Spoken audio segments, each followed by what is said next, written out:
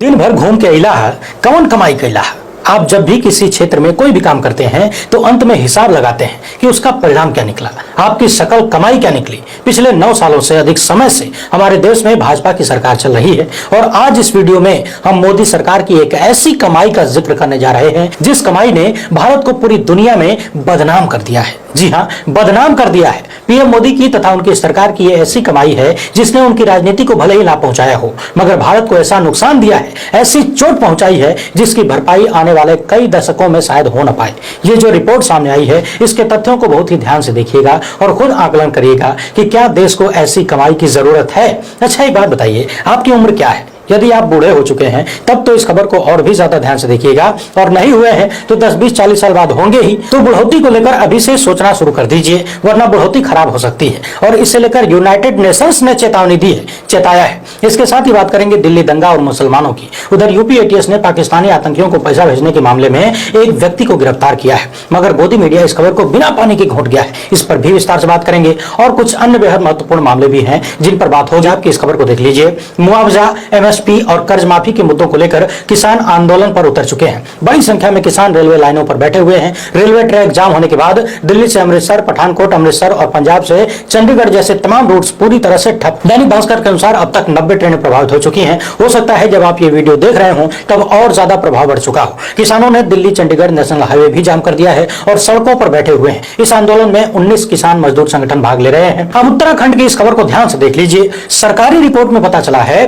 कि उत्तराखंड के जोशीमठ शहर में 65% घर जमीन धंसने की वजह से प्रभावित हुए हैं। यानी पिछले दिनों जोशीमठ की पहाड़ियों के धंसने की जो खबर चल रही थी, इन सब में वहां के 65% मकान प्रभावित हुए हैं। इस रिपोर्ट में कहा गया है कि इस पर तत्काल ध्यान देने की आवश्यकता है। इसके साथ ही मानसून के अंत तक शहर में कोई भी नया निर्माण न हो, उस पर पूरी तरह से प्रतिबंध लगाने की भी जरूरत है, आग्रह किया गया है। मगर उत्तराखंड के लोग बिल्कुल टेंशन न लें। इस तरह की बेकार के मुद्दों में आप न उलझें, आपके दिमाग में सवाल पैदा न हो, इसके लिए कड़ी मेहनत करके हिंदू मुस्लिम का मुद्दा गर्म कर दिया गया है। अपने हाथ में एक मोबाइल लीजिए, उसका कैमरा ऑन करिए, कंधे पर एक विशेष रंग का गमछा लगाइए और फल तथा सब्जियां बेच रहे लोगों को रोक रोक कर उनका नाम पता पूछिए। यदि मान मिल जाए तो उसे हड़काते हुए उत्तराखंड छोड़ने की धमकी दीजिए। जोशीमठ धंसता है तो धंस जाए। उधर उत्तराखंड में आए दिन अवैध बाजारों का मामला भी सामने आता है। यह अलग बात है कि जब अवैध धार्मिक स्थलों का रिकॉर्ड सामने आया तो पता चला कि सबसे ज्यादा अवैध धार्मिक स्थल हिंदुओं के ही हैं। लेकिन हिंदुओं को अपना गिरता हुआ घर, धंसता हुआ जोशीमठ दिखाई न दे, इसलिए जिस तरीके से बैलों की आंखों के सामने पट्टा लगाया जाता है ताकि खाली सामने दिखे, आसपास की चीजें न दिखें, उसी तरह से उत्तराखंड के नौजवानों के साथ साथ पूरे देश के नौजवानों के सामने पट्टा लगा दिया गया है कि सिर्फ मजार को देखो, मजार गिराना है, सारी कृपा वहीं अटकी है। जोशीमठ धंसता है तो धंसने दो। अब सबसे पहले 9.5 साल की मोदी सरकार की कमाई की चर्चा कर लेते हैं। भारतीय जनता पार्टी के तमाम नेताओं तथा बीजेपी से जुड़े हुए बहुत सारे तथाकथित हिंदुवादी संगठनों और स्वघोषित बाबाओं ने किस तरीके से लगातार नफरत के बाजार को गर्म किया है, यह आप सबने देखा है। 9 सालों तक नफरती बाजार ने जो पेड़ लगाए, उस पेड़ से 2023 के शुरुआती 6 महीनों में जो नफरत के फल टपके हैं, उनके आंकड़ों को जुटाने का काम किया है हिंदुत्व वॉच ने। हिंदुत्व वॉच के 3 पत्रकारों रकीब हमीद नाइक, आरुषि श्रीवास्तव और अभ्युदय त्यागी ने मिलकर जो तथ्य सामने रखे हैं उन्हें गौर से देख लीजिए। बताया गया है कि साल 2023 में शुरुआती 6 महीनों में, यानी जनवरी से लेकर जून तक, देश भर में हेट स्पीच के 250 से अधिक सभाएं हुई जिनमें मुस्लिम विरोधी नफरती बातें कही गई।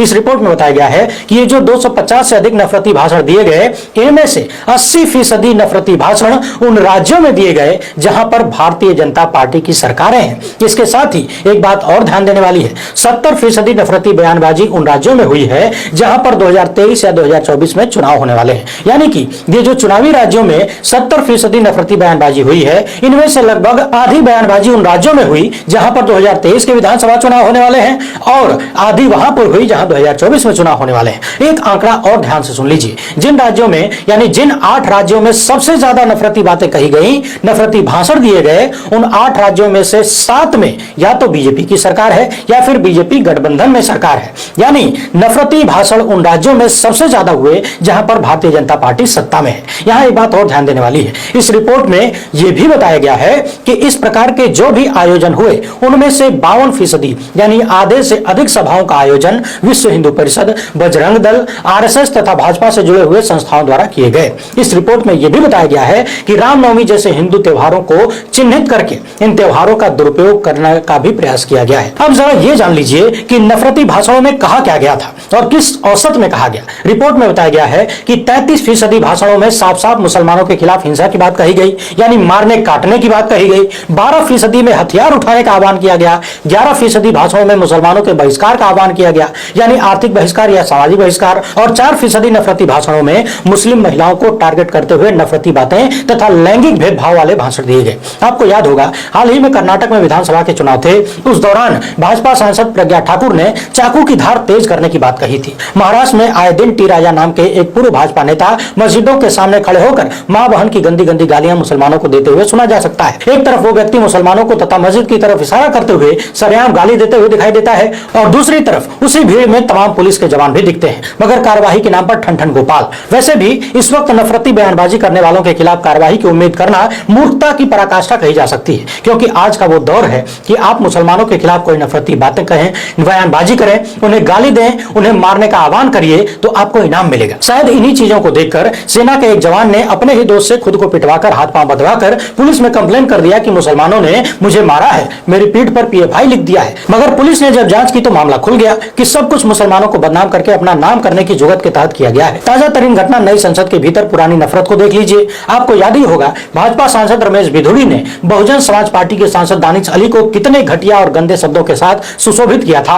ये तो आपने देखा ही था। और संसद के बाहर जब उनसे सवाल किया गया तो कहने लगे कि यह सदन के भीतर का मामला है। सवाल उठा कि क्या जानबूझकर संसद के विशेषाधिकार का दुरुपयोग कर रहे हैं भाजपा के सांसद और साजिश के तहत यह सब कुछ करवाया जा रहा है, क्योंकि संसद के भीतर कुछ भी बोल दो, पुलिस और कोर्ट तक मामला पहुंचेगा नहीं। उधर भाजपा सांसद ने एक मुस्लिम सांसद को आतंकवादी, उग्रवादी और पता नहीं क्या क्या कर दिया। उसके कुछ ही दिन बाद पता चला कि राजस्थान में उसी भाजपा सांसद को चुनाव की बड़ी जिम्मेदारी दे दी गई है। लोग इसे भी नफरत के पक्ष में इनाम करने लगे। बाकी अनुराग ठाकुर समेत तमाम नेताओं के नफरती नारे तो आपको याद ही होंगे, गोली मारो फलानों को, और सबको मिलने वाला इनाम भी याद होगा। ऐसे ही नफरती बयानबाजियों के बाद साल 2020 में दिल्ली के कुछ क्षेत्रों में दंगे भड़क गए थे, मगर इन दंगों पर कोर्ट की जो कार्यवाही हुई और जो नतीजे सामने आ रहे हैं वो सबसे बड़ा सवाल देश के गृह मंत्री और उनकी पुलिस पर खड़े करते हैं। हाल ही में खबर आई कि दिल्ली में सांप्रदायिक दंगों के आरोप में गिरफ्तार किए गए 5 मुस्लिम नौजवानों को 3.5 साल बाद अदालत ने बाइज्जत बरी कर दिया है। इन मुस्लिम नौजवानों पर दंगा भड़काने, तोड़फोड़ करने, आगजनी और लूटपाट जैसे गंभीर आरोप लगाए गए थे और चूंकि पुलिस कोई सबूत नहीं दे पाई, इस वजह से इन 5 को बाइज्जत बरी कर दिया गया।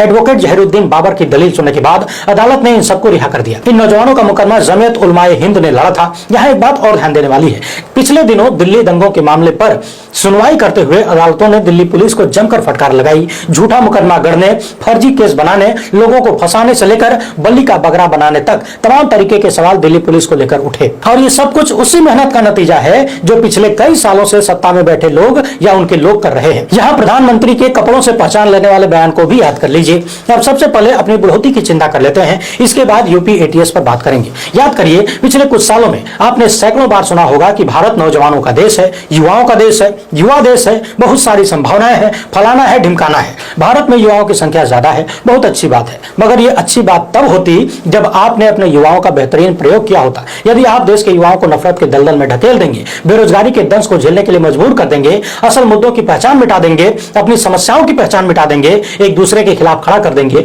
तो फिर जो युवा आपकी ताकत होनी चाहिए वही आपकी कमजोरी बन जाएगी। आज जो देश का युवा है वो कल बूढ़ा भी होगा, क्योंकि यदि आज 35 साल की उम्र वालों की संख्या ज्यादा है तो निश्चित ही 35 साल बाद 70 साल वालों की संख्या ज्यादा होगी। संयुक्त राज्य जनसंख्या कोष रिपोर्ट में बताया गया है कि 2050 तक भारत में बुजुर्गों की आबादी दोगुनी हो जाएगी, यानी कि अभी भारत में जितने बुजुर्ग हैं उनकी संख्या 2050 तक डबल हो जाएगी, उससे भी अधिक हो जाएगी। इस रिपोर्ट में बताया गया है कि साल 2022 में भारत में 60 या उससे अधिक उम्र वालों की संख्या आबादी 1.5 करोड़ के आसपास थी, जो कि 2050 तक बढ़कर 3.5 करोड़ के आसपास पहुंच जाएगी, यानी दोगुने से भी अधिक। हमारे यहाँ कहा जाता है कि जवानी में बढ़ोतरी की चिंता कर लेनी चाहिए ताकि बढ़ोतरी में किसी के सामने हाथ न फैलाना पड़े, टुकुर टुकुर किसी का मुंह न ताकना पड़े। अब मैं जो आंकड़े बताने जा रहा हूं इन्हें ध्यान से सुन लीजिए और अभी से अपनी बढ़ोतरी के बारे में सोचना शुरू कर दीजिए। साल 2017-18 के आधार पर यदि देखा जाए तो भारत में लगभग 28% बुजुर्ग पुरुषों को या तो रिटायरमेंट के बाद पेंशन मिलती है या फिर सामाजिक सुरक्षा वाली पेंशन दी जाती है। इसके साथ यदि महिलाओं की बात करें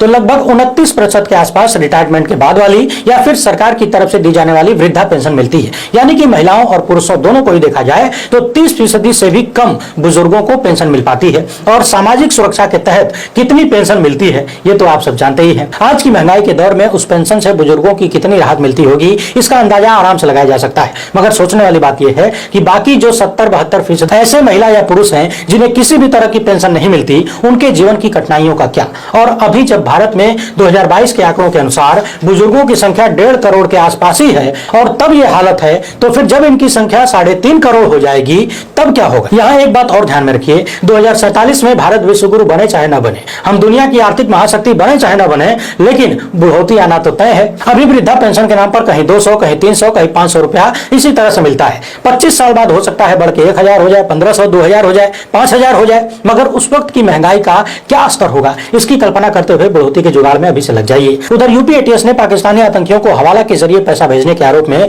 मानवेंद्र सिंह यादव नाम के एक युवक को गिरफ्तार किया है। इस रिपोर्ट के अनुसार मानवेंद्र सिंह 25,000 का इनामी भी था। यूपी एटीएस को खबर मिली थी कि कुछ लोग पाकिस्तानी आतंकियों के कहने पर फर्जी कागजात बनवाकर अलग अलग बैंकों में खाता खुलवा रहे हैं तथा इन खातों में लोगों से पैसे मंगवाते हैं, फिर उस पैसे को निकलवाकर हवाला के जरिए पाकिस्तानी आतंकियों को भेजते हैं। वहीं इस मामले पर गोदी मीडिया की चुप्पी भी खूब चर्चा में है। आरएलडी नेता प्रशांत कन्नौजिया ने लिखा है कि पाकिस्तानी आतंकियों का मददगार मानवेंद्र सिंह गोरखपुर से गिरफ्तार हुआ है। ये मुसलमान नहीं है, इसलिए टीवी पर डिबेट नहीं है। मुस्लिम एक्टिविस्ट शाहनवाज अंसारी ने लिखा है कि इस त्रासवादी योद्धा का नाम मानवेंद्र सिंह यादव है। ये पाकिस्तानी दहशतगर्दों को हवाला से पैसा भेजता था। इसे यूपी एटीएस ने गिरफ्तार किया है। मीडिया से यह खबर गायब है क्योंकि इसका नाम मानवेंद्र है। इसका नाम मनसफ होता तो मीडिया में इसका टक्कर, डीएनए सब कुछ हो रहा होता। बाकी गोदी मीडिया के चरित्र के बारे में तो आप सब जानते ही हैं। इनके लपड़झंडिसों की जबान तब तक नहीं खुलती जब तक मुसलमान नहीं मिल जाता है, और नहीं मिलता है तो जबरिया मुसलमान घुसा दिया जाता है, लेकिन मुसलमान के बिना गोदी मीडिया एक शब्द नहीं बोल सकता।